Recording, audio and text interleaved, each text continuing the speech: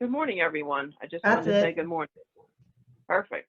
Good Thank morning. you. I hope everyone today. Thank you for attending our first out of 4 webinar sessions on our Safe Routes to School 2022 application training. So I just wanted to say my name is Julie Seaman. I actually work for the New Jersey Department of Transportation in the Division of Local Aid and Economic Development. And thank you for joining us today. We very much appreciate you taking the time to participate in this webinar. Today, I'm joined by my colleagues that work at DOT with me. It's Millen Nabazzi and Brian Wirtz. I'm also joined by Trish Sanchez and Leanne Von Hagen from the New Jersey Safe Routes Resource Center at Rutgers University. Their mission is to partner with our schools and municipalities to prioritize and implement the opportunities for people to walk, bike, and travel by other wheeled devices. By focusing on our improvements to support the active and travel by youth, we believe we can really create conditions that are safe, healthy, equitable, and appealing for all. And that's what the Safe Routes is all about. Trish and Leanne will be presenting details about our Safe Routes to School solicitation. Applications are now being accepted for the 2022 program. We open them May 25th. Well, you'll hear more about it throughout this webinar, and I'm now going to turn it over to Leanne to discuss the training overview today. So sit back and relax and enjoy. Yes, I hope everybody's got a cup of coffee and ready to go. And thank you, Julie. So my name is Leanne Von Hagen, and I manage the Safe Routes Resource Center at Rutgers University. For today's session, we're going to briefly go over federal aid programs and the specifics about the Safe Routes to School grant program, including a walk through the application and the grant application process. So we'll give you some tips and strategies and where to find helpful resources as well. A few logistics at first. We are recording this webinar. This webinar will be posted for viewing after today's session on our website at saferoutesnj.org. If you have called in, please also click on the meeting link so you can see today's slides on a computer. So you do need a screen. And if you can, please take a look and make sure you found the Q&A button. In order to move today's meeting along, we'd like everyone to use that Q&A function for questions. And listen, I know it can be a little daunting to put your questions in perfectly. We're not looking for perfect questions. Do your best. We're not going to even check spelling. So put your questions in as best as you can form them, and we have several people on the call today to help answer those questions. And we have 2 spots in our agenda where we'll be stopping for Q&A. So go ahead and put your questions in, and if they can't be answered during the session, we'll stop at the Q&A and answer any questions. So we're going to start off. So my colleague Trish is going to help us with this. We'd like to do a little Zoom poll. So you should be seeing it. Trish is going to launch it on our screens. The following poll. Have you ever applied for a Safe Routes to School grant in the past? Yes, I was awarded the grant. No. Yes, I wasn't. Yes, but I was not awarded the grant. No, because I was not aware of the funding. No, because I wasn't sure how to get started, or some other reason. And if you have a moment, if you put the other reason into Q&A, we'd love to see and maybe talk about that too. How are we doing on results, Trish? A couple more. Okay, give it a couple. Got about 10, so we'll give it a couple more seconds. All right. I see there's quite a few others. So those of you who are answering other, we'd love for you to put it into chat, some of your other reasons for having applied or having not applied for the Safe Routes to School grant in the past. Are we good, Trish? I think so. Okay. Yeah, the big response was other. That's really helpful. Maybe we'll change this poll up a little bit before we do the next time. Yeah, I don't see any other in chat, but if you could let us know, that would be great. Yeah. More in Q&A. Okay. Okay, I'll stop. All right, get rid of that. Let's go on. Okay. There we go. Okay, this is the timeline for the Safe Routes to School 2022 solicitation. Some of the key dates to keep in mind. New Jersey DOT mailed the solicitation letters on May 25th. This is the first of 4 application information webinars scheduled through the end of September. We will go over the schedule of the webinars later in the presentation. Another opportunity for applicants will be what DOT is calling one-on-one meetings. You can sign up for these one-on-one meetings with the local aid staff at the Local Aid Resource Center. We'll get more into that a little later. Those one-on-one meetings, you'll be able to discuss your specifics of your application. Those meetings go from June 22nd to September 23rd. This cycle's grant deadline is October 14th, and it is anticipated awards will be announced in spring of 2022. Just keep and realize the selection process does take some time and has multiple sign-offs, so don't anticipate an award notification before the end of 2021. Okay. When we're looking at grant opportunity fundings at New Jersey DOT, they are divided into state-funded and federally funded programs.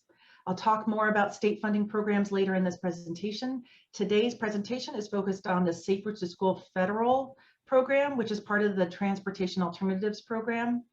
The National Highway Trust Fund is a transportation fund in the United States, which receives money from a federal fuel tax.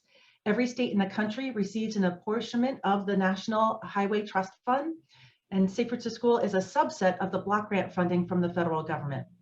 In New Jersey, Transportation Alternatives and Safe Routes to School funds are separated into two different grant applications. Safe Routes to School is part of a history of federal transportation bills. We are currently under funding from the FAST Act, F-A-S-T.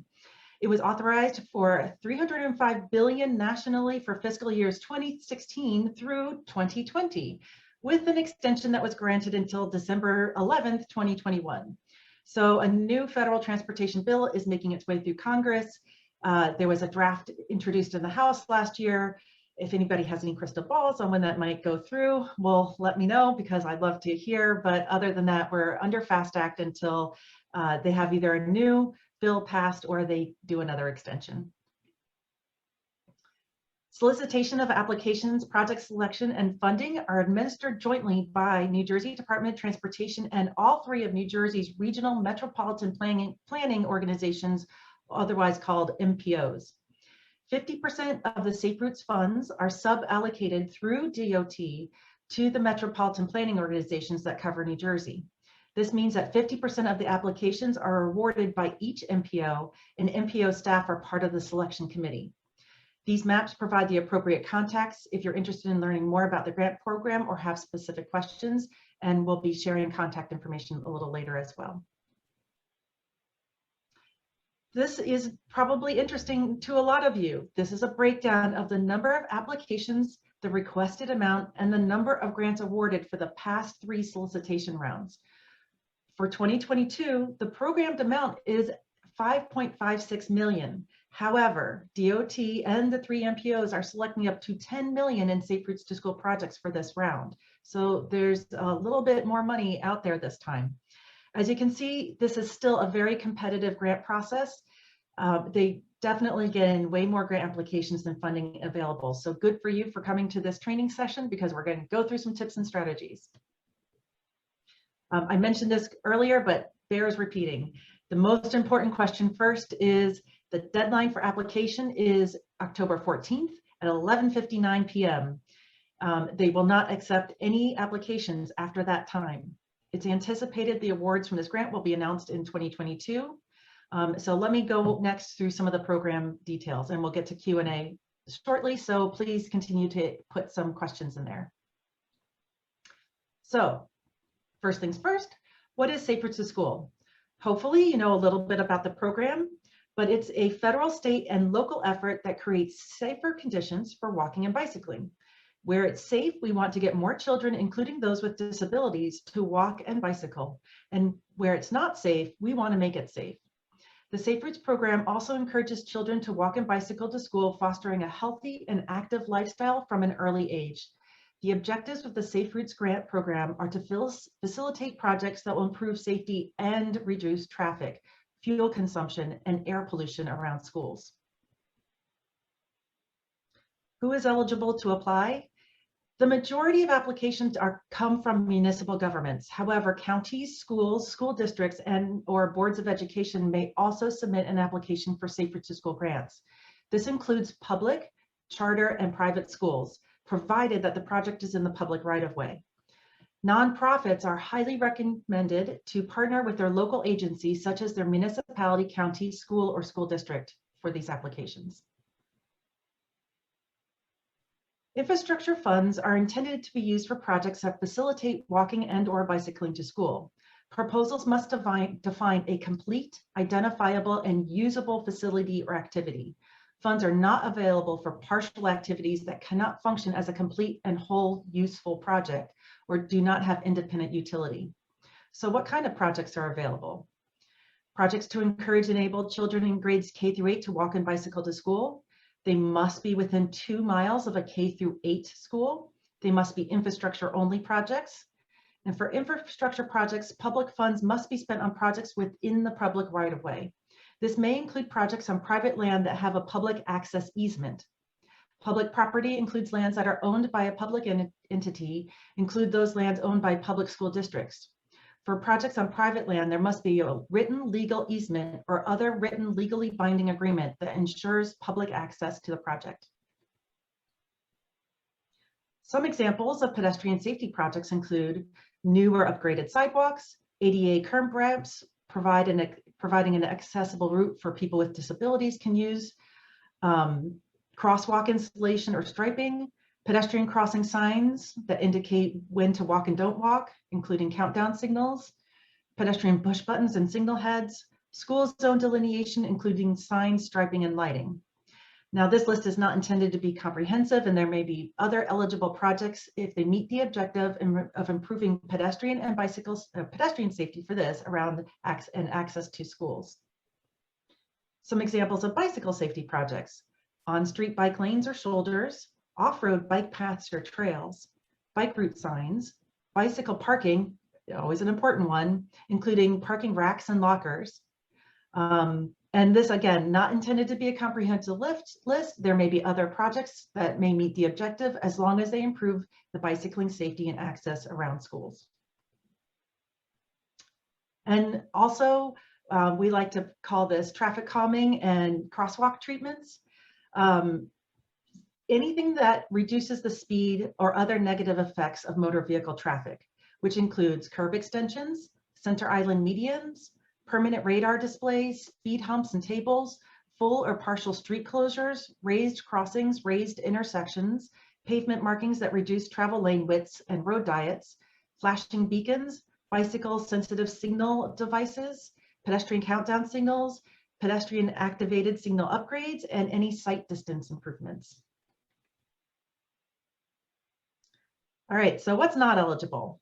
Some of these include education and encouragement programs, but these are available for free through technical assistance through our Safe Routes to School regional coordinators at all 8 of the New Jersey Transportation Management Associations. I'll be getting into that in a moment. Projects that only serve high school students. This funding is for K through 8 schools. There is a little caveat there. If serving a K through 8 school and it happens to also include access to a high school, that is okay. It's just primarily got to benefit the K through 8 school. If the high school is along the way or the middle school and the high school are right next to each other, understand that that may have multiple benefits there. Funds cannot be used to make traffic smoother or easier for parents to drop off or pick up their children in cars at schools. This is primarily benefiting kids walking and bicycling. However, if the improvements are to remove motor vehicle traffic by closing a road or one-ways or other sort of improvements in the school zone that takes the motor vehicles and puts them in a different spot so that people walking and biking have a safer way in, that could be eligible. Also eligible are things that are consistent, like salaries, like for example, crossing guard salaries are not eligible. So let's talk about eligible costs. Only construction costs are eligible under this grant. It's important to note that costs for construction inspection services should be identified separately if funds are desired. Project costs not eligible for funding include administrative costs, miscellaneous contingencies, right-of-way, utility relocation costs, and uniform traffic directors unless required by design. There's a few required criteria, and Trish is going to go into this a little bit more clearly when we walk through the actual grant application, but keep this in mind. The requirements for infrastructure grant include the following, and if any of these are not met, the application will not be considered. First and foremost, applications must include signed and dated resolutions of support from the municipality and either a resolution or a letter of support from the school board. In addition, a letter of support is needed from any owners of other public right-of-way, including county roads and parks, resolutions are not accepted after the application deadline. So get onto those resolutions as a first step. A maintenance commitment from the applicant is required. This is usually the municipality. The maintenance commitment statement can be included as part of the resolution of support. An example of the resolution with a maintenance commitment is on our website at saferoutesnj.org and in the SAGE application. Applicants must identify a primary point of contact called the person of responsible charge. This person must be a full-time employee and cannot be a consultant. The project must be located within 2 miles of a K-8 school.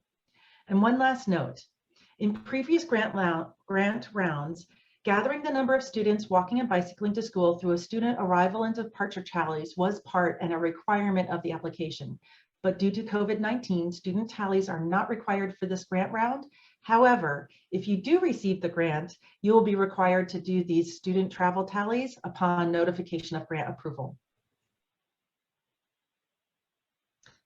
Okay, selection criteria. Each application will be reviewed by a selection committee and they'll be reviewed on site by DOT staff. Applications will be evaluated using an established program criteria and a 25-point rating system. Each project will be assessed based solely on the content of the application and the attachments. The application must clearly and accurately describe the problem, with quality documentation including crash reports, photographs, maps, survey results, health statistics, crime reports, or other. One important point, your construction solution should address your problem. For example, if your problem statement in the application includes concerns about speeding drivers, but your design solutions do not include traffic calming measures, you are not addressing the problem identified.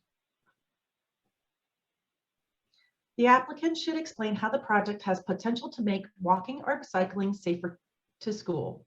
However, how it can increase physical activity and the number of students walking and bicycling to school. Connectivity is also important. Applicants should describe the bigger picture of how the project connects to existing local or regional places to walk, hike, and bike, and how the applicant plans to evaluate the project, like implementing speed studies and tallies of the numbers of students walking and bicycling it has included in the project schedule. The applicant's past experience with NJDOT grants also influences rating scores. Past experience completing the federal authorization process within the allotted time frame, and the applicant has constructed projects within the last 5 years to improve conditions for bicycling and walking are included in the rating scores. The applicant needs to create realistic project schedules and milestones and detailed construction cost estimates that include items like construction inspection. Please remember, these are long-term grants. Plan on authorization processing taking up to the full 2 years. For project selection, location is important. You can receive extra consideration if your project is located in specially designated areas like New Jersey Department of Community Affairs targeted urban municipality, or in an opportunity zone, or within a school development authority district. It's also important to address the safety issues by identifying if railroad crossings or highway ramp crossings will be improved as part of your project. Another area of extra considerations is showing a demonstrated commitment to safety. Communities and schools that show commitment to walking and bicycling by implementing various improvements or programs and/or have taken steps for better pedestrian bicycling facilities will receive extra consideration. This includes municipalities with adopted complete streets or complete and green streets policies, school districts with supportive walk and bike to school policies or support active travel in their school wellness policy. Schools, school districts, or municipalities that have been awarded the New Jersey Safe Routes Recognition Program certification at the gold, silver, and bronze levels, or have a school or school district school travel plan or bicycle and pedestrian travel plans that include the proposed project area and it was completed within the last 5 years. and schools and towns that support and promote walking and bicycling with activities such as walk and bike to school days, walking school buses, bike trains, walk and bike safety programs, and bicycle rodeos or bicycle clinics. So basically, you get extra consideration the more you can show support for your planning efforts and existing programs that encourage students walking and bicycling.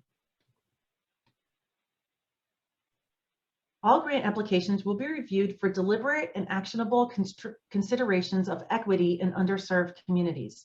Consideration will be given to applications that provide additional benefits to a community or communities identified in the following categories: Title VI of the Civil Rights Act, environmental justice communities, limited English proficiency populations, and individuals with disabilities. Census data will be used to determine if a project meets this equity criteria. The following data sets will be used: percent low income, percent minority, less than high school education, linguistic isolation, individuals under age 5 and individuals under age 18, individuals over age 64, and individuals with disabilities. As an applicant, you will not be required to show or map census data. Just know that the DOT will be looking at these factors as an equity consideration as part of the review of each proposal. If you have multiple projects you're considering, choose the project located in a section of your town that has the greatest need. In your application, make sure to clearly denote the limits of your project. So you may have noticed I went through the part about opportunity zones pretty quickly. So you might want to know how to find out more, but don't worry. If you have not already used it, the Department of Community Affairs has a mapping tool that provides and maps the opportunity zones and other points of interest like libraries and more. Plus, you can print your maps to include in your application. So go search for an NJDCA community asset map, and you can start playing around with the data and zooming in on what your community looks like today. Now, for the list of targeted urban municipalities, that can be found as part of the SAGE application. So that's it for me for now. I'm going to turn this over to my colleague, Trish Sanchez, who will walk you through the Safer to School Infrastructure Grant application. And we'll stop for our first Q&A after Trish reviews the application. So please go ahead and keep putting any questions into the Q&A, and I'm going to turn the presentation over to Trish. Thanks, Trish.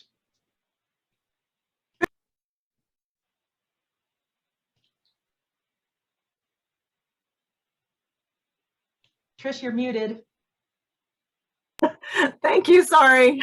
Thanks, Leanne.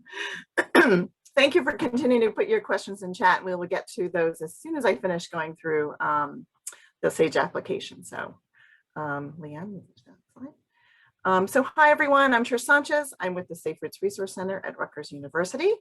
I'm going to walk you through the online application, and to apply for the Safe Routes to School grant, applicants will need to utilize SAGE, or the System for Administering Grants Electronically.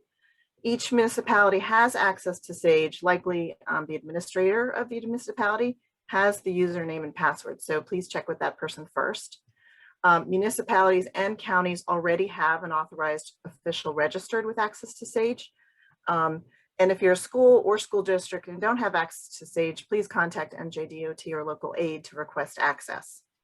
If you don't have access to SAGE and you're not representing a municipality, you can apply as a new user online through the DOT website. Helpful links are located on the SAGE homepage. So if you need additional help, contact Local Aid. And you can start the application at any time and update it as needed. So this year, the state-funded SAGE application includes a new mapping tool. This tool is embedded in the SAGE application, and training on how to use this tool is also embedded within the application and is available once it has been initiated. The application has been initiated. So now I'm going to walk you through the application screens on SAGE. Once you log in, you'll see the 5 program requirements for the Safe Routes to School grant.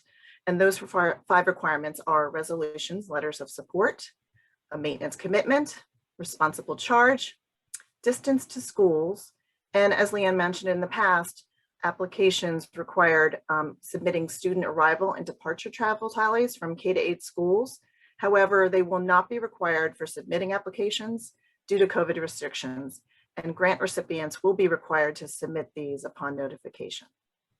So now I'm going to go into each detail of the requirements. And again, if any of these requirements are not met, unfortunately, the project and application will be considered ineligible.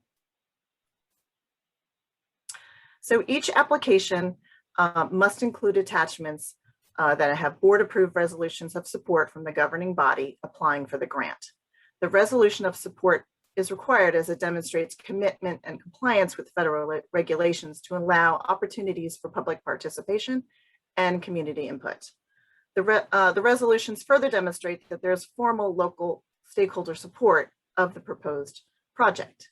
Resolutions must be dated within 1 year of the solicitation letter, which was dated May 25th, 2021.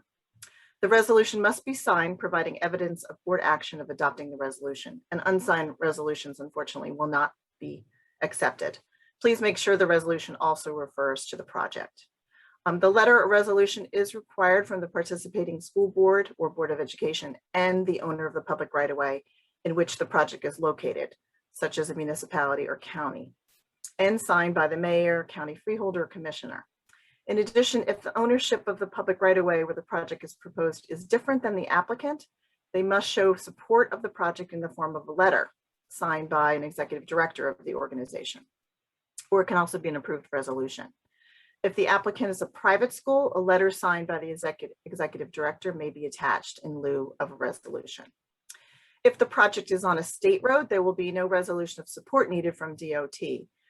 You will need to coordinate with the appropriate regional DOT office to receive the necessary highway occupancy permit approvals prior to federal authorization of construction. As with the governing body, the letters and resolutions of support must be signed, passed, and dated within 1 year of the solicitation letter of May 25th, 2021. And please be sure the project is referred to in the letter and the resolution. And sample resolutions of support can be found on our website at saferootsnj.org. The second program requirement is maintenance commitment. The applicant must indicate and certify continual ownership and maintenance of the life of the project. If the project does not have jurisdiction over the right, if the applicant, does not have jurisdiction over the right of way where the project is proposed, then a signed letter or board approved resolution must be provided. There must also be this must also be signed and dated within 1 year of the solicitation date of May 25th, 2021. Again, unsigned letters and resolutions will not be accepted, and please refer to your project and address it to the applicant and not to DOT. So here's a sample of a resolution, which includes both the support of the project from the municipality, which was requirement number 1, and maintenance commitment of the project, which was requirement number 2. This sample is also embedded within the SAGE application and available on our website. If the applicant does not have jurisdiction over the right-of-way where the project is proposed, then a signed letter or board-approved resolution must be provided. But again, it can also be combined into one letter showing both support and maintenance commitment. The third program requirement is responsible charge. Applicants must provide a full-time employee as responsible charge of your project. This person must be a full-time employee and include the name, title, and employer of the person who will be responsible charge. Consultants are not eligible to serve as a responsible charge. The responsible charge is accountable for the project and expected to perform duties and functions following federal requirements and day-to-day operations, such as administering the project, including cost, time, quality, and scope, maintaining familiarity of project operations, participating in decisions if there's change in conditions or scope, reviewing financial processes, transactions, documentation, and directing project staff and consultants. The fourth requirement is that the project must be within 2 miles of a K-8 school. The applicant must attach a map showing the location of the school involved and the proposed improvements of the project, indicating the distance between them. Applications for projects benefiting only students in grades 9 through 12 are not eligible. And due to the COVID pandemic, student arrival and departure tallies are not required as part of the 2022 application submission. Grant recipients will be required to submit them upon notification of the grant approval.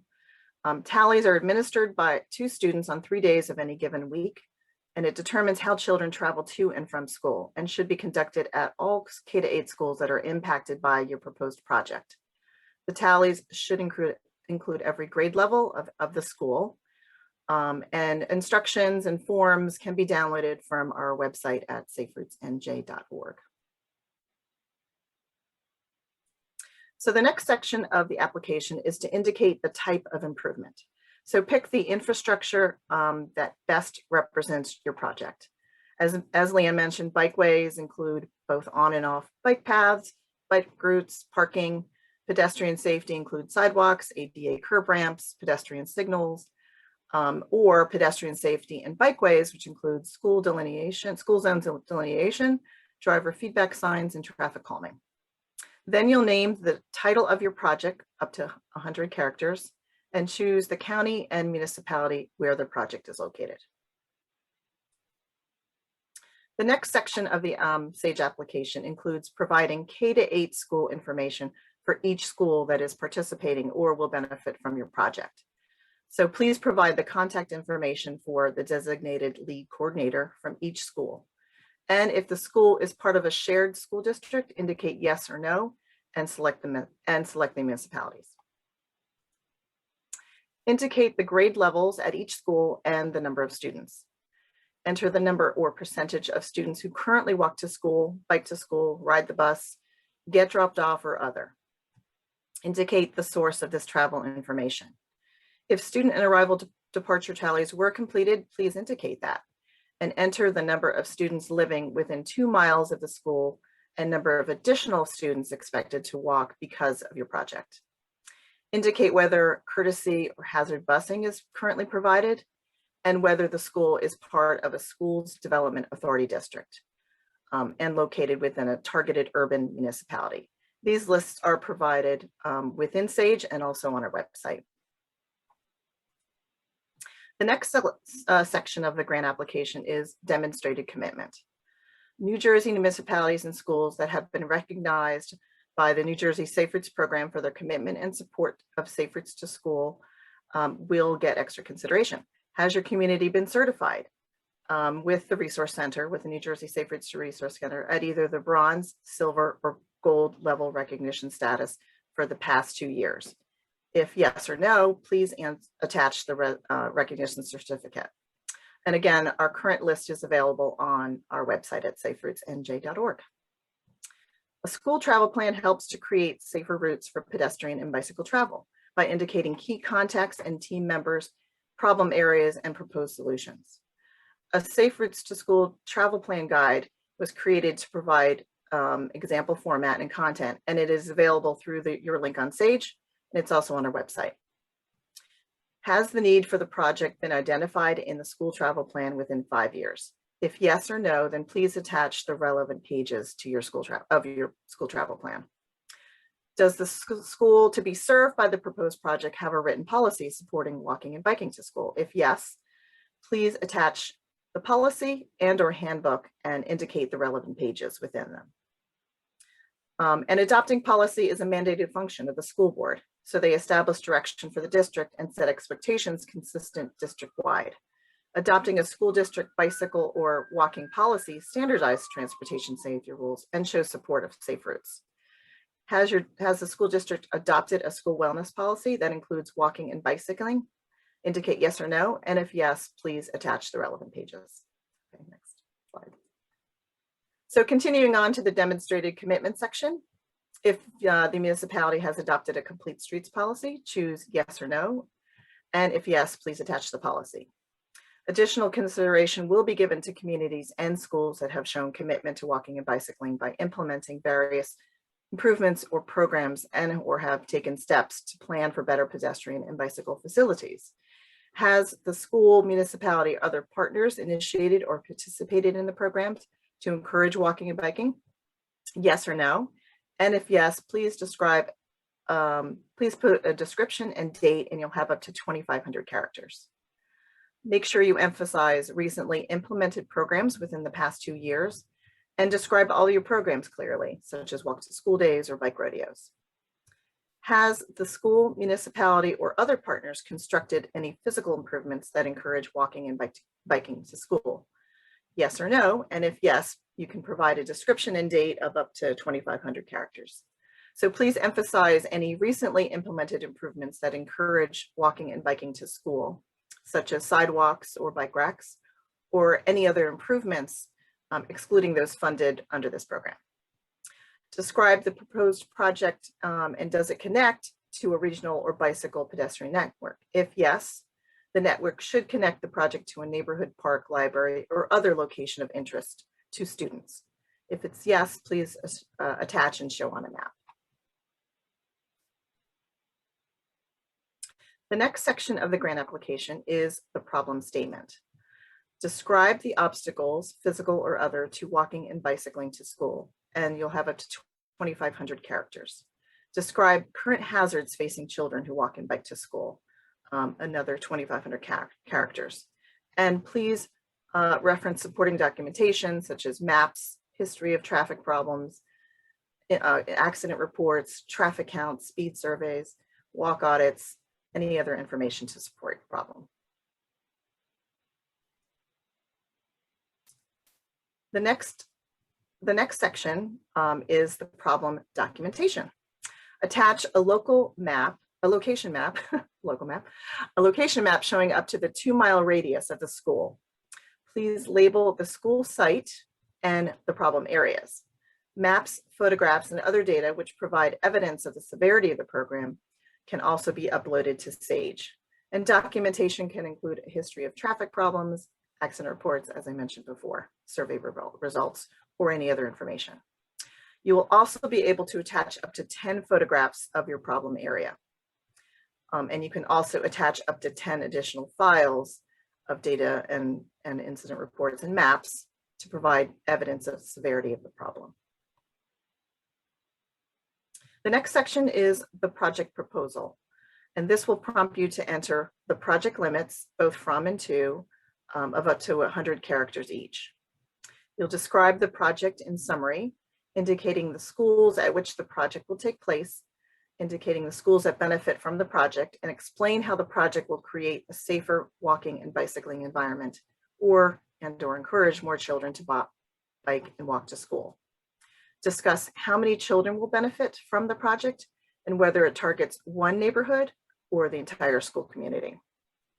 You'll also explain how the project will create a safer walking and bicycling environment, and you'll have up to 2,500 characters. Explain how the project will enable and encourage more children to walk and bike to school, up to 2,500 characters, and indicate the distance from school as it must be within 2 miles. Show on a street location map the proposed infrastructure improvements, the school location, walking and bicycling routes, and provide information about the location of the project and show the location on a map showing it's within 2 miles of the school. Please indicate whether the project is on a walking or biking route to school and illustrate the relationship between the school and the project on the map. Within the schedule section of the application, attach a project schedule from start to finish in a table or list format. Indicate project milestones, such as easement acquisitions, right-of-way permits, utility relocations if needed. Excuse me. And any other information that indicating the number of months from written authorization to proceed to project completion and evaluation. The project must receive federal authorization within 2 years of the application is when the applicant is notified of the project selection. If the project is not authorized within 2 years, the grant will be rescinded and the application will need to be reapplied. The Safe Routes to School program will not reimburse applicants for any expenses incurred prior to authorization. So continuing on to the schedule, you'll ask, is the utility or roadwork planned within the project limits over the next 5 years? Answer yes or no. Does the project require utility relocation? Yes or no. And if yes, explain up to 500 characters. Are permits required? Yes or no. If yes, explain up to 500 characters. And is the purchase of right-of-way required before start of construction, yes or no? And explain up to 500 characters, if yes. Does the project intersect a state highway, yes or no? And if yes, which highway? And if yes, is the intersection signalized? Is there a railroad crossing or highway ramp that will be improved as part of the project? Yes or no? And if yes, please explain up to 500 characters. And will the construction impact traffic at a railroad crossing outside project limits? Yes or no? The federal aid Safe Routes to School program funds infrastructure projects for construction only. Note that all projects must be within jurisdiction of the funding recipient. For construction costs, please provide a length of proposed improvement, bikeway miles or pedestrian miles, and include full-time construction inspection cost if applicable. The budget should include the costs associated with evaluating the results of the project. Applicants are encouraged to utilize their own funds from other sources to pay for costs of environmental documentation, design, and other soft costs.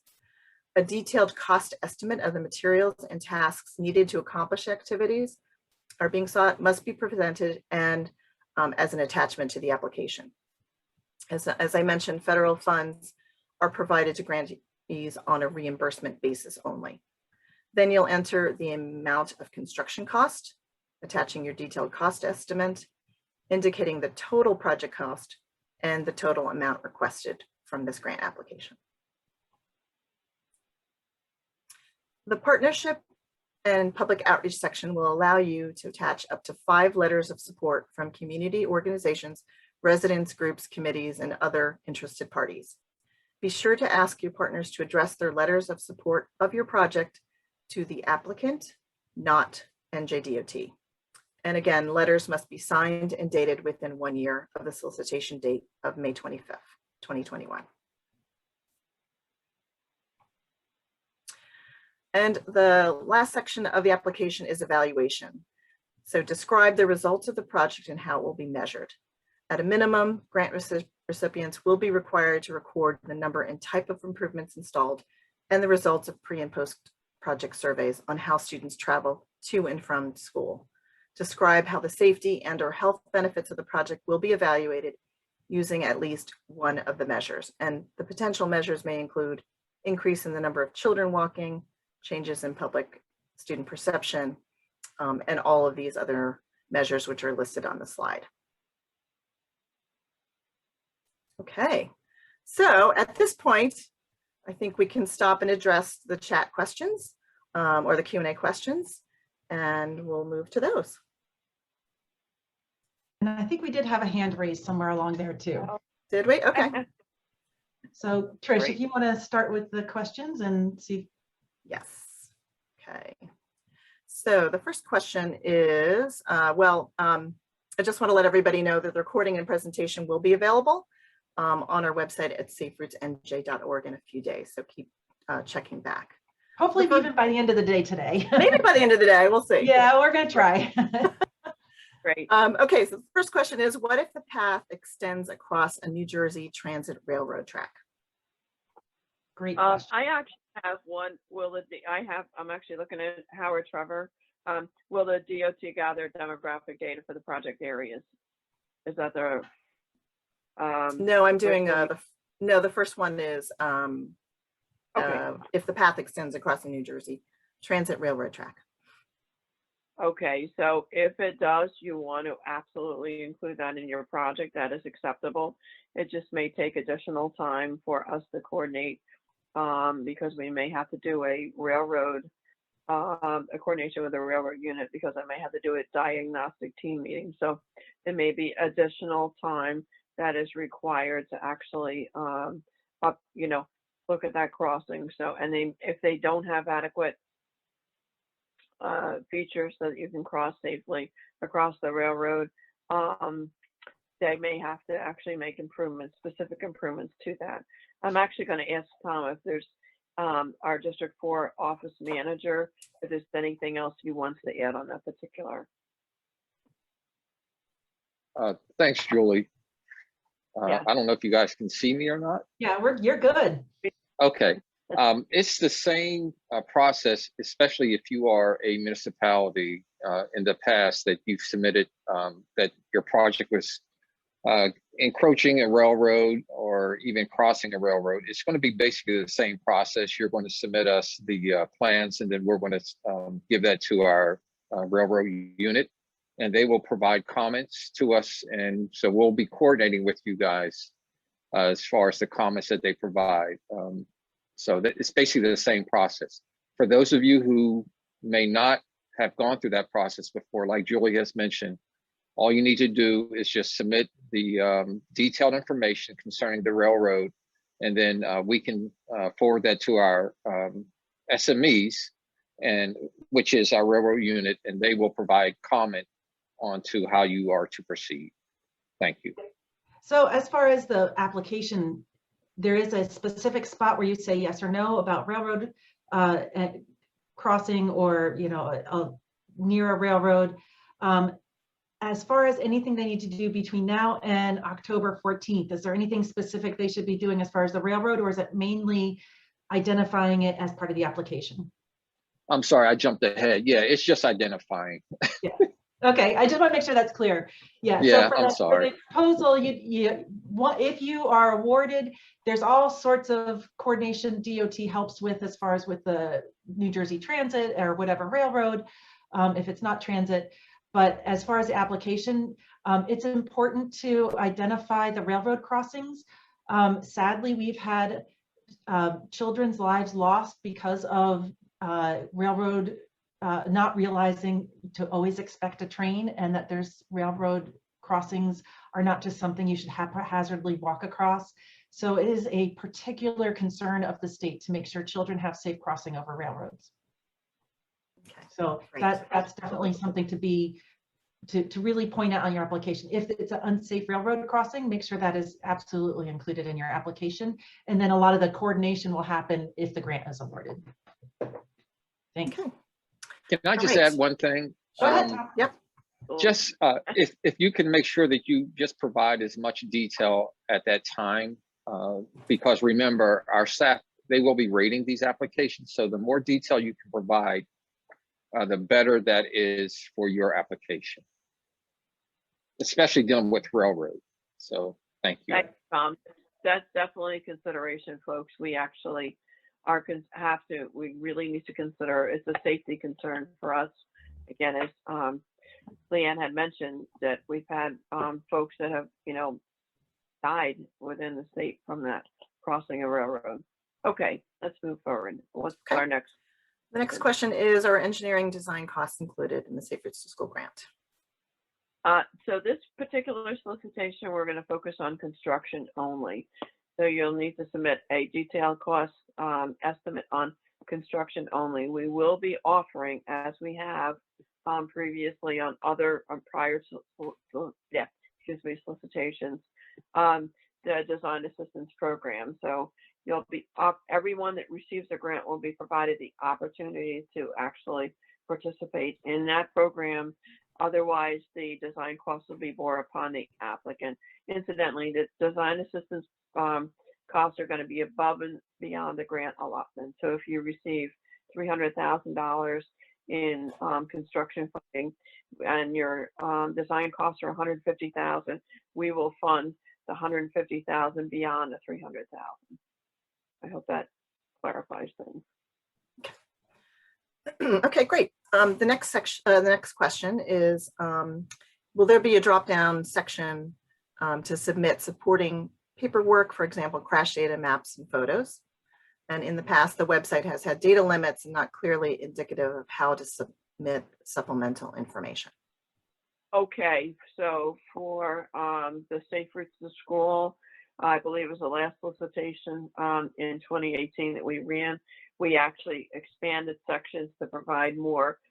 There's now more attachment locations within the actual application that you can attach maps and accident data and photos. There's other sections that we had added. We had that in our transportation alternatives program, and we added it there too. So I would just try to upload as much as you can. Yes, there still is character limits within the application itself as far as the verbiage is concerned, but the supporting documentation, there should be more than enough information, availability to upload the information.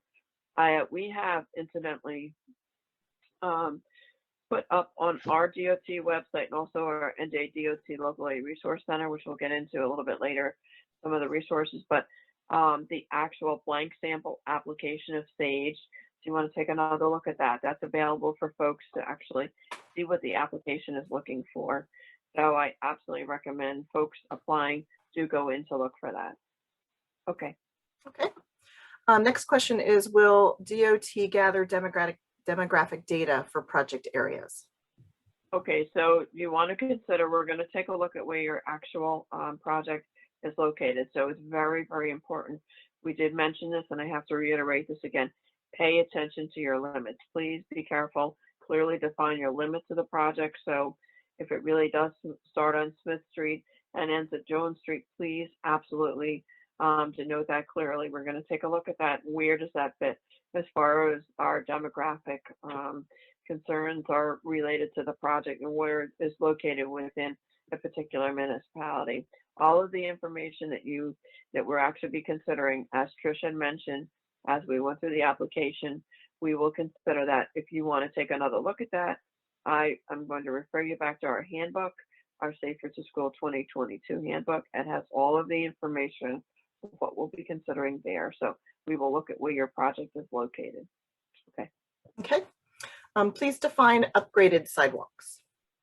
So it's important. We definitely absolutely take a look at areas, corners as the ADA considerations. Our curb ramps up to standard. That's an absolute consideration. We want to see that curb ramps are updated. Sidewalks. Often folks think, well, you know, a sidewalk is cracked or if a sidewalk is upheaval. This is not a maintenance program. I have to caution you. It's federal funds. One of the concerns about federal funds is that we cannot pay for maintenance related type projects. So if a sidewalk is cracked, that's considered a maintenance effort, especially if it's under, 10 years old. So if it's older than 25 years, we really also, our biggest concern, what is an upgraded sidewalk? Most sidewalks really should be about 5 to 6 foot in width minimum so that 2 wheelchairs can adequately pass one another. There are sections of sidewalk throughout the state in various locations in our municipalities where they're missing or they're actually 3-4 feet wide. We want to widen them so that we can absolutely appropriately fit our ADA considerations. That's what we're looking for. That's an upgrade. Okay. Great. We have a couple more questions, so we'll try to quickly run through them. Okay. It says that we're not required to provide census data maps, but they will be reviewed. If we do provide census data maps, will that increase the chances of the grant being accepted? No. Okay. No. Yeah, don't worry about doing that. That's something DOT will take care of on their end.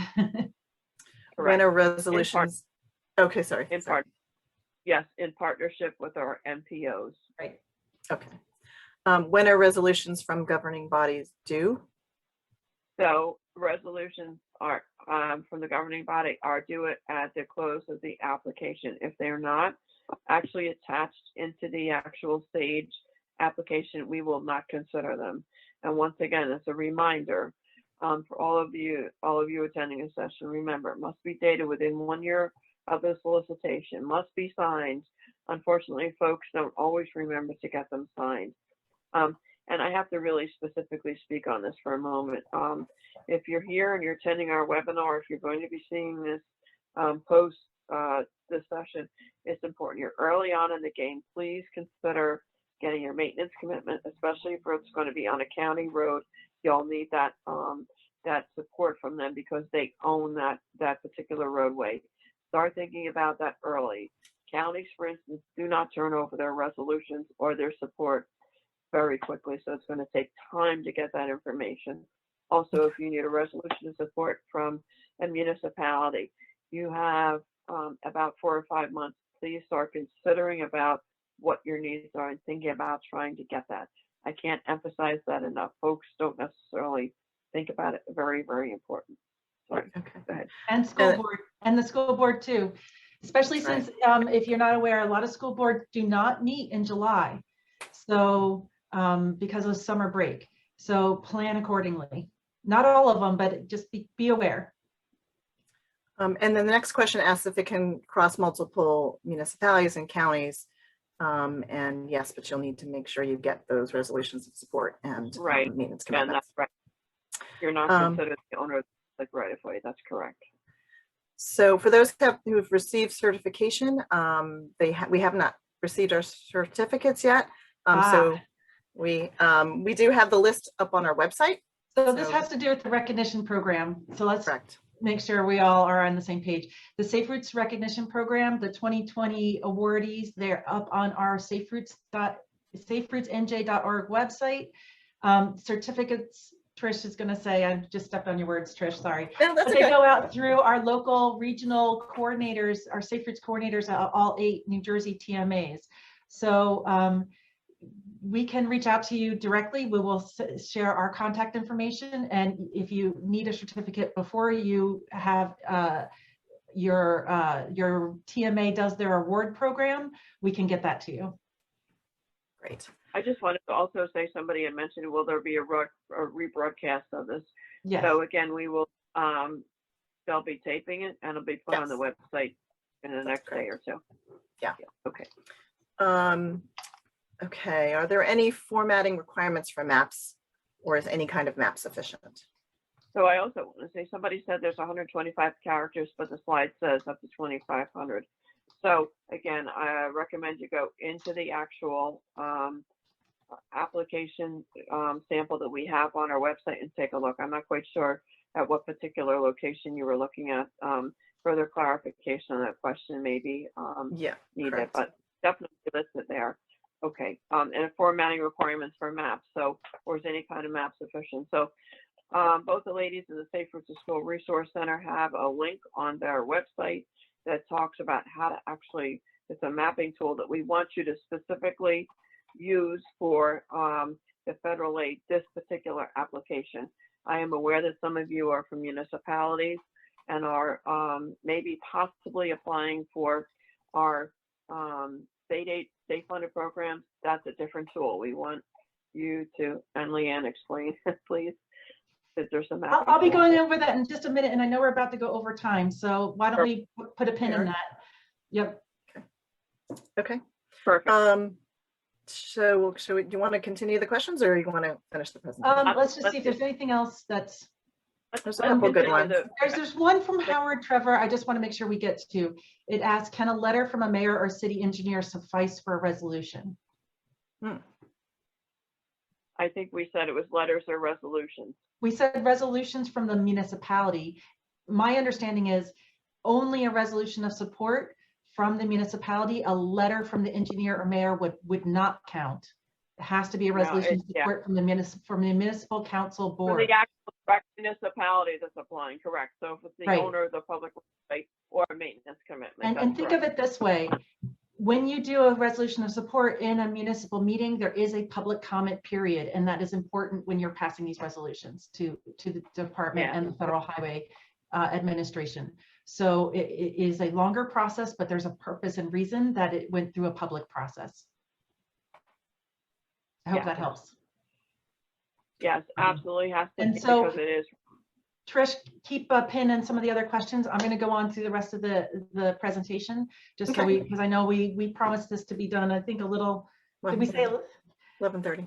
11:30. So let's get through the next part, and this next part's a little quicker. So just bear with us, and we'll get to all the rest of the questions at the end of the session. So let me continue. Okay, thanks everybody. Get set up here. Right, hang on. Okay, so back to it. Let's jump back in. For this next session, I'm going to talk about the grant application process and just taking a look at the bigger picture, just so you know the full extent of these grants. There's really, it's sort of a 5-stage federal grant process. We are currently in stage 1, or the pre-award stage, where DOT is soliciting grant applications. Following this stage are the award notification stage, where those who are awarded are contacted and set up kickoff meetings with New Jersey Department of Transportation. Next is the authorization stage, where New Jersey DOT and the Federal Highway Administration review all final documents. You will need to receive written authorization to proceed to be able to spend funds. So no money is spent before authorization in stage 3. Then the implementation stage, where you perform grant requirements, submit reports, and request and receive payments. And finally, the closeout stage, which finalizes the contract after all aspects of the project are complete. So one thing to be aware of is all 5 stages will take several years. This is not a short-term project.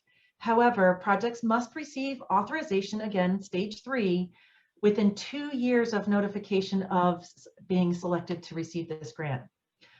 This includes demonstration that the necessary permits, approvals, and environmental clearances will be attained in that time period.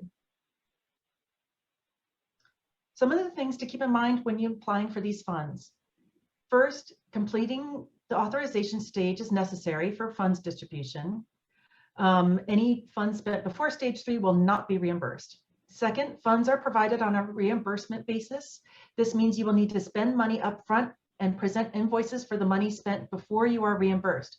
Be sure to budget accordingly. Finally, all applicable federal laws and regulations must be followed. Make sure you have the capacity to manage federal funds before you apply for this. And I want to say we are very lucky in New Jersey, because by federal law, this grant requires a 20% match. However, in New Jersey, the Department of Transportation covers that 20% match with state funds. So no additional match will be required of the applicant. So we are lucky in New Jersey. One of the opportunities within the Safe Routes program is the Design Assistance Program. This design assistance will be available to all 2022 Safe Routes to School program grant recipients. The Design Assistance Program makes available consultant engineering services to assist with the development of plans, specifications, and estimates for projects. DOT will establish a pool of engineering design consultants through a quality-based selection process. The purpose of this pre-qualified consultant pool is to aid in the project delivery process by reducing the time required to procure professional services and ensure the consultant selection process is compliant with federal requirements. Use of the consultant pool is not mandatory, but encouraged in order to shorten the design time, reduce costs, and improve quality in the delivery. There are several steps to selecting a consultant and negotiating services as part of the Design Assistant Program process. So just know that if you choose to use the Design Assistant services, DOT will hold a specific meeting to discuss the pool of consultants and the full process with you if you're selected. And some other really great news. As part of this grant application process, NJDOT is offering one-on-one meetings to discuss your application, identify any areas of concern in order to develop stronger applications and answer all of your questions. So here's my recommendation. At the end of this webinar, go to NJDOT call or email the Local Aid Resource Center to schedule your meeting today. The time slots will fill up. There are a few ground rules. Meetings will be held with you, the local public agency, which are the applicant, not with consultants. Meetings will be up to an hour, and they are not mandatory but encouraged. Make sure to use the best of your time and have all your project questions, materials, and documentations prepared in advance. The more specific you can be about your prospects of your project and aspects of the application, the better. This is a really fantastic opportunity to discuss your project limits, your design ideas and costs, staffing needs and budget, federal requirements, and the timing for implementation. So let's finish with a few tips and strategies. Add your questions to the Q&A because we'll be getting to our second Q&A time shortly. So first and foremost, make sure you review all the DOT grant application guidance materials. And there's a number of resources at the New Jersey Local Aid Resource Center website. Pay a close attention to the contents in the Safe Routes to School handbook. Now, if you happen to have downloaded this handbook prior to today, there was a slight change. So please go back to the website and download the one that was uploaded as of yesterday. So there will be a date on it. So please, the arrow points to where exactly on the website you find this handbook. It's in the left-hand column. Download that handbook, print it out, dog ear it, highlight it, make this handbook your friend. All of what we presented today is in this handbook and more. So just make sure you're downloading the correct version and looking at using that handbook to guide you as you pull your application together. Again, I know we've said this several times, but we're going to say it again. You have to include all application requirements. So don't upload a blank resolution that's not signed and dated. Unsigned letters and resolutions will not be accepted. And sadly, this is a fairly common mistake. So double check, make sure you've got the signed resolutions and letters. Work early to get all the resolutions in from all affected parties. As Julie just mentioned, sometimes it takes a little while, both within your municipality or your school board and your county if it affects a county road. So make those contacts early and at least give them a heads up that you're going to need this kind of letter or resolution. Use the sample resolution and maintenance commit that's available as part of the SAGE application or is available on our website. And the resolutions must refer to the project which the funds are being sought and be passed within the last year. And also make sure your letters are addressed to the applicant, that's you, not to DOT.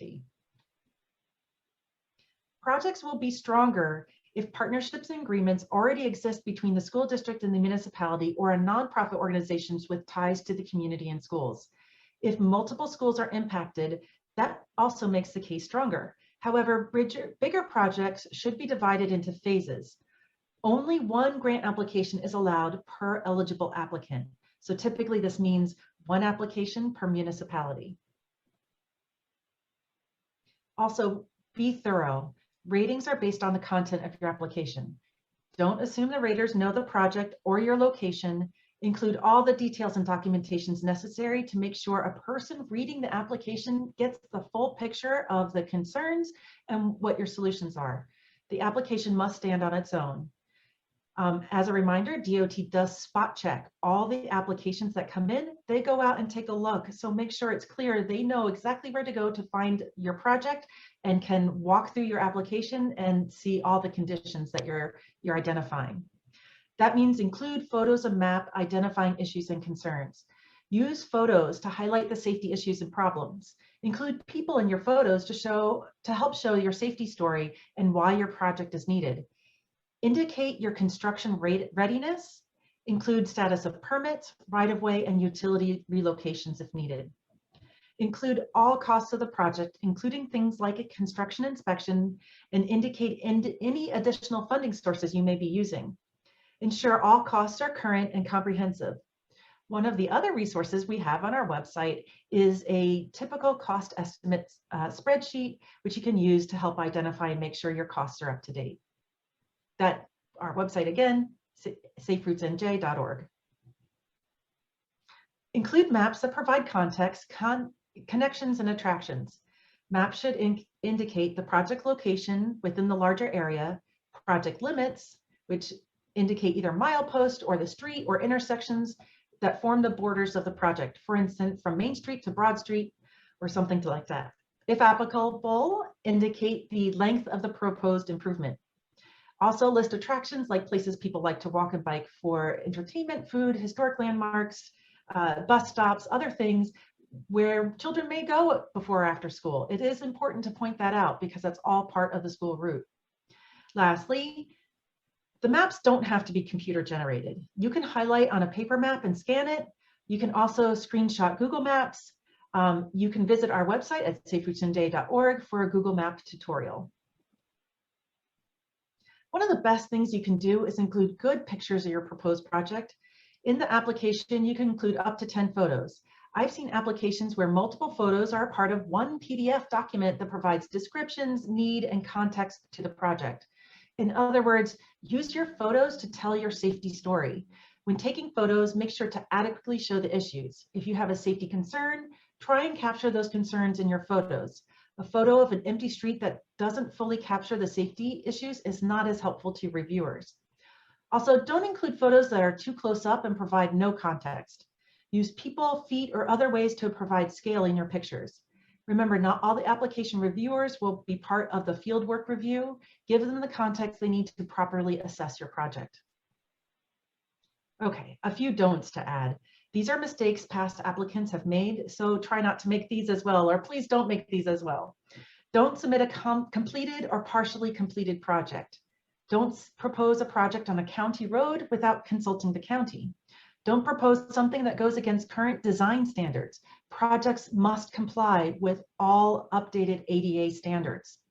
Don't propose a sidewalk without accompanying safe street crossings. It's not just about the sidewalks, it's also really about crossing the streets and making that safer. Don't propose a project in a neighborhood where residents have protested against it.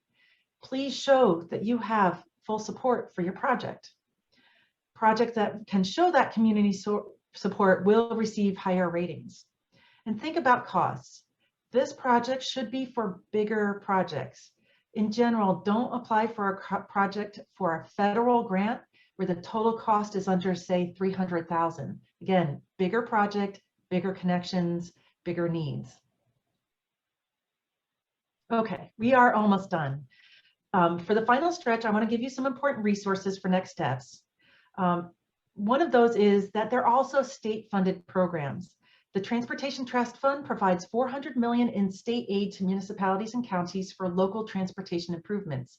Each year, the New Jersey Department of Transportation issues a solicitation announcement to municipalities inviting them to apply for funds for their specific project needs. Applications receive points based on various criteria, including existing pedestrians, safety improvements, access to public services, and other important criteria, including the municipality's special designation, whether you've received an allotment in the past 3 years, and your municipality's award and closeout performance on previously awarded grants. And an extra point is given to towns with complete or complete and green streets policies. As a new requirement this year, applicants applying for state programs will be required to use the new project management reporting system to submit resolutions. This new system shifts most project management, accounting, contracting, and other functions to an automated system. Training on this new project management system is available through the Local Aid Resource Center under the tab Resources. Here's another thing to keep in mind. If you're not already aware, the New Jersey Transportation Infrastructure Bank is an independent state financing authority responsible for providing and administering low-cost, low-interest rate loans to qualified municipalities, counties, and regional authorities in New Jersey for the purpose of financing transportation infrastructure projects. Currently, until the end of June, the construction loan interest rate is 0.3%. So you need to go to the NJTIB website. Look, if you're looking after June 30th, look for an updated interest rate, but you can go to that website to make an appointment directly with the infrastructure bank staff to discuss your project. If you're thinking about your project and realizing maybe you do need help with creating a larger bicycle pedestrian plan, keep in mind that the New Jersey DOT Bureau of Safety Bicycle and Pedestrian Programs offers planning technical assistance through their local technical assistance program. To date, the office has funded plans in over 100 towns through their on-call consultant program. On-call consultants are paired with your town to help create the process and plan to improve conditions for walking and bicycling. If you're interested in learning more about this technical assistance, please email bikeped@njdot.nj.gov. There's also many recent resources out there that can help guide municipalities on policy and design that address walking and bicycling, including several guides that are specific to New Jersey. For example, New Jersey Department of Transportation's Complete Streets Design Guide, the Complete and Green Streets Model Policy and Guide, and the newly released Planning for Greenways Guidebook. In addition, the New Jersey School Zone Design Guide more specifically addresses school zone safety designs, and the School Bike Parking Guide, which is not only helpful for bike parking information for schools, but is actually pretty helpful for municipalities and thinking about bike parking throughout your municipality. These are just a few of the resources. Your county and NPO may have many more. So show your commitment to safety. Think about this grant as more than just some new road striping and a few safety signs. Consider designs that will make a real impact for the safety of people walking and bicycling. The key is all environmental and engineering plans and specifications should conform to engineering standards and must be prepared by a professional engineer licensed to practice in New Jersey. On that note, there's a few more resources before we get to the Q&A. Another one, if you haven't already seen it, is Federal Highways Proven Safety Countermeasures, which are evidence-based treatments and strategies that practitioners can implement to successfully address crashes and achieve safety goals. And I've mentioned it many times, and we're going to mention it again. Other resources and technical assistance you should take advantage of to help with your grant applications include the Local Aid Resource Center, which was created to assist communities with project planning, grant applications, project delivery, and guidance through the federal process and more. This is always a good place to start with all New Jersey DOT grant information, and there's a help desk for questions and a website with a variety of information and resources.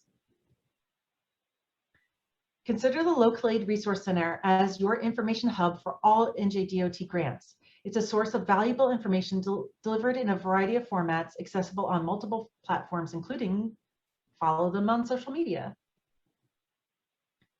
You can also find the same resources through the Department of Transportation's Local Aid and Economic Development website, including access to SAGE, which is how you will start your grant application. DOT's Division of Local Aid and Economic Development is divided into 4 regional districts, plus staff at New Jersey DOT's headquarters at the main office. Your local district representative will be the folks who will manage grants selected to receive funding. One of the best resources for free technical assistance is the New Jersey Transportation Management Associations. New Jersey has 8 regional transportation management associations that cover all 21 counties in the state. Staff within these associations are available to help with several walking initiatives and bicycling initiatives, including Safe Routes to School programs, completing school travel plans, and student travel mode tallies, along with assistance on adopting complete and green streets policies. The New Jersey Safe Routes Resource Center, where Trish and I are from, provides a number of resources to assist with your grant application, including estimating improvement costs, engineering and design solutions, examples of school wellness policies and resolutions of support, and more. So again, please check us out. This is a new resource that if you are in the DVRPC Metropolitan Planning Organization resource regional area, you should definitely check out. So for applicants in Mercer, Burlington, Camden, and Gloucester County, the Delaware Valley Regional Planning Commission recently launched a regional sidewalk inventory that maps every sidewalk, curb ramp, and crosswalk in the greater Philadelphia region. The Sidewalk Gap Analysis Explorer helps communities around the region prioritize the pedestrian improvements that will make the greatest impact. It's an interactive web mapping tool that can help you understand how your Safe Routes to School project will improve pedestrian connectivity in your community. Okay, a few more. Another website to browse is from the federal side, the Federal Aid Essentials for local public agencies. Yeah, it's a little bit of a mouthful, but it offers a central online library of information with lots of videos and resources that address complex regulations and requirements of all federal aid highway programs. And actually, they're pretty easy to understand concepts and provide illustrated examples. One thing to keep in mind, there is also training available that's beyond what we're doing here on this webinar today through the Center for Advanced Infrastructure and Transportation, often called CATE, at Rutgers. They offer webinars that are certified for continuing education credits for several professional organizations. And there are several courses they offer about managing federal grants, including grant management for federal aid projects, federal aid responsible charge training, crash analysis tool training, and more. So keep that in mind. These are free. So if you haven't already taken one and you're a grants manager, I highly recommend you take their classes. Okay, one of the questions in the Q&A earlier was, when is this going to be done again? So first off, hopefully by the end of the day or late tomorrow at latest, we will have this recording up on our website and ready for you to skim through and review again. But beyond that, we are offering this session several more times. We have a session in July, a session in August, and session in September. It will be the same information, but the Q&A will be different. So if you want to, you can register for all 4 of them if you would like, or you can pass this information along. We'd love you to share this with other people who need to know. If you felt this information was important and you want to make sure your municipal administrator attends or an engineer attends, please pass this registration along to them. Okay, so we're about to wrap up. A reminder about the key dates. Be sure to schedule your one-on-one appointments at njlocalaidrc.com and start now to make your October 14th deadline. I can't emphasize that enough. Go ahead and start your application. Don't wait. There's a lot to do. If you haven't already gathered that from our long training today, start it today. October may seem a far ways away, but it will go quick when working on this type of application. Okay. So Trish, Yes. join us again and go through Q&A. I know it was a lot, so let's see what else we have here. Yeah, and Julie and I have been trying to answer some because there's a lot of great questions, and we have about 10 minutes left. So we'll go through some that we can get through. And the first question is, I'm going to go ahead and put our contact information up and leave this up while we're answering Q&A. perfect. So Okay, are there any formatting requirements for maps, or is any kind of map sufficient? So I think we had said that they want to, it's a map that adequately shows where the schools are located. So they must be within 2 miles of the school, the proposed improvement. So any way you can show that. Again, I recommend you use the tool that they have on saferoutesnewjersey.org. Okay, what's our next one? The next is, the applicant is asked to demonstrate commitment to walking and biking within 2 years, with 1 year having been the pandemic. So really 1 year up to March 2020. Any chance to expand this time frame to 2018? No, as of right now. No, as of right now. What is the typical length of an approved project? So projects are different. Sometimes we have applications that centered around multiple schools within the actual area of the municipality. That's fine. You just need to clearly denote that they are, again, within 2 miles of the school itself. Okay. Are improvements to walking routes to and from a private school given the same consideration as public school, both K to 8? Yes, but the applicant, that is the person, must absolutely keep in mind, and we go into this in our handbook, the full requirements, that the applicant must allow the public to actually access that private school because it is federal funds, which requires public use. They're required to allow access and maintain the project for its useful life. So therefore, it'd be approximately 25 years. So I know there's agreements and whatnot that are required. Take a look in our handbook. That's definitely spelled out. Okay. Are resolutions from school boards required? They are not. I believe we said there was a letter or a resolution. Again, you need that because you may not be the owner of the public right of way. They may be separate from the actual municipality. Is there a minimum or maximum cost of the project that will be considered? I believe it's the minimum is $150,000. We don't recommend you go below that because it becomes a point where it's not useful for a local public agency to apply for a grant. All the overhead costs to actually get the design together and administer the project are a burden, frankly, for LPAs to do that. We don't have a maximum. We had a ceiling of $1 million. So applicants are encouraged to not go over $1 million for an application. If the project is on a county road, but the county does not own the right of way, do you need a resolution of support from the county? You need a resolution or a letter. And again, that's why I state we need to get out early and often, and definitely identify early on if it's a county road. Start considering the coordination you're going to need to get that approval. Okay. Can I just get a clarification there? So if the question was, if the county doesn't have all the right of way on that county road, is there somebody else that should also authorize? Like, I guess maybe they have right of way for 3 out of the 4 sections of an intersection or something like that. You know, I know there's sometimes right of way can get a little wonky. They need to get anybody, any coordination from the owner of the public right of way, whoever that is. But Right. we have other questions. I want to Okay. keep moving. Okay. Please explain the design assistance selection of consultants, that it cannot commence until FHWA concurs the selection and approval of Right. projects. Oh, the whole point, right? That was the point is that anybody that's interested in knowing more about our design assistance program, we will not provide any information until you've actually received the grant. The department is required to go through a relatively rigorous process. We utilize our DOT pre-qualified consultant list, and we go through a quality-based selection that is Brooksack compliant, and we actually are thereby saving the time and the effort and the burden on our LPAs of actually going through this process. It's a very lengthy, arduous, and long process. It takes a lot of time to get the selection together.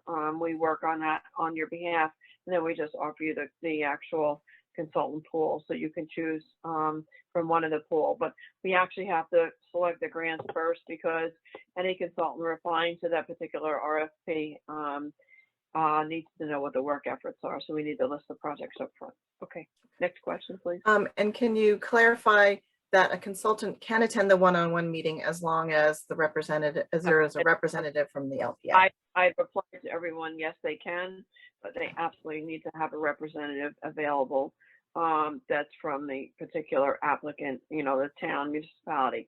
We will not meet with a consultant alone, no. Okay. I think that's all the questions that we have, and we have also answered some through Q&A. Okay, I just wanted to actually touch on a few things before we go. If there's any quick questions regarding our sidewalk gap finder, we have a representative, Dan Snyder, from DBRPC today. So if we had any questions on that, let's touch on that quickly. That is on page 10 of our handbook, if you wanted to actually find the link to that as well. Again, reminder, I can't stress enough, handbook, go in, check that out. We have these training sessions. They're available for viewing. Other folks you want to from your municipality or local government, whatnot, have them attend one of the next 3 we have scheduled, and or maintenance commitments we talked about early and often get them.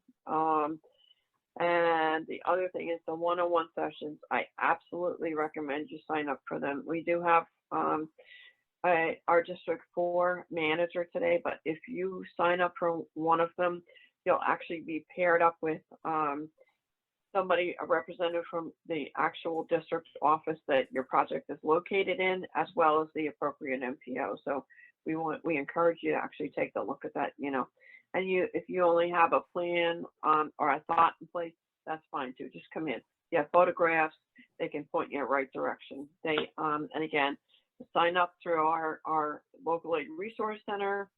I believe this should be up and running in the next day or 2 to actually start accepting time slots for you, and they go all the way through September 23rd. Are there any other questions, ladies, that we think we can? I think we've answered all of them Yeah, I in think you've done it. Q&A. Thank you, Julie. So- That was, you're Yep, good great. at that. You obviously know your stuff. Great questions too. Yes. Very good questions. Thank you. The questions were great. Appreciate it. Yeah, yeah, no problem. And everyone, and the other thing is, if folks, if you have additional questions, please feel free to reach out to us. That's what we're here. We want to help folks apply. You can reach out to our district offices. We have the managers who are all aware that we have the solicitation now. And you have, just the last reminder, May 25th through October 14th. So you have October 14th at 11:59 to apply. So, and please reach out. And the FPOs are another resource. Please reach out to them as well. Absolutely. But that, Well, have a great day. And yeah, we're right on time. So thank you everybody for joining us and participating in our webinar. We'll get this recording up as soon as we can, as soon as we finish up here. And good luck with your applications, everyone. All right. Thank Thanks so much. you. Good day. Enjoy it.